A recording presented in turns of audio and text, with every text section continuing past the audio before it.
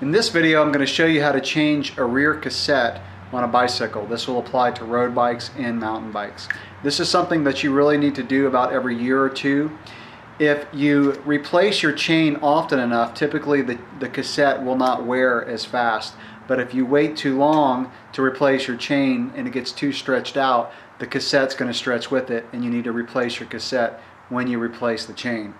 This is something that I use frequently. This is a part chain checker, and what this does is it tells you how much your chain has stretched. When mine gets about to the 0.75 mark, I go ahead and replace my chain so I don't have to replace this as often. But this technique will show you how to change the cassette. What you're going to need for this is just a typical large adjustable wrench. You're going to need this tool. This is a lock ring tool for a cassette. And you're also going to need a chain whip. And what this does is it holds the cassette in place as you remove the lock ring. Okay, I've got the wheel off the bike. The first thing that you're going to need to do is remove your skewer. And you place that aside. And now you're going to insert your lock ring tool like this. Make sure it goes firmly inside. Now what you can do as a safety measure is use your skewer to hold it on.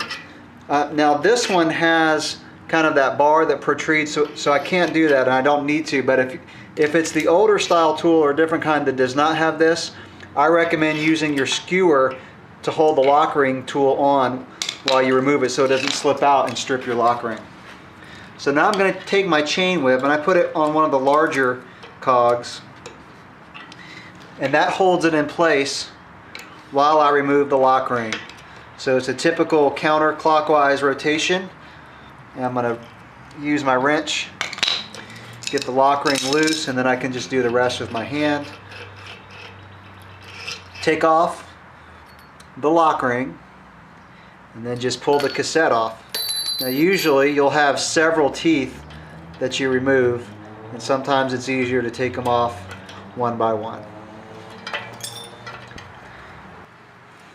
Now this cassette has several different pieces to it, and this one was kind of actually stuck on there pretty good. So what I did was I took just a cone wrench like this, and I had to stick it between the teeth and kind of twist it and get them off. So this one is all individual teeth except for the last three. Before you put the new cassette on, just take a rag or paper towel with some rubbing alcohol or some simple green or maybe even some mineral spirits, and clean off your free hub body, and just wipe off any dirt around the hub, since this is usually a place that you can't get to with the cassette on. Okay, now it's time to just put the new cassette on, and your free hub is going to have individual slots. There's one slot that's wider than all the other ones, and if you look on your cassette, you're going to have one of these teeth inside that's wider than the other ones, and you need to line those up. And I usually put that at the top so it's easy to see. And this one actually has a groove in that inside tooth on the widest one. So I'm just going to slide that on. Now this one also has a washer that I put on first, so check and see if your free hub has that on there. And then obviously you start with the biggest one, slide it on, and then you're going to just slide the individual pieces on. Now these come on one of these little plastic things to hold everything together. There are certain spacers that need to go on, so don't just pull the cassette off and let everything fall out. You want to know where your spacers go.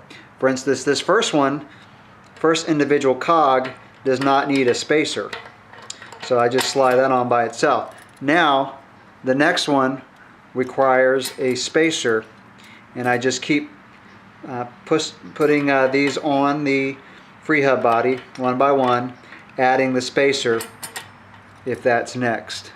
So I'm just holding this together with my fingers, You can also keep it on the plastic thing, but this one I had to actually pull it off to get to the big one first. And also make sure when you put these on, you're putting them on with the numbers. There's a number for how many teeth. For instance, this is a 15. That's how many teeth are in this cog. Make sure those face the outside.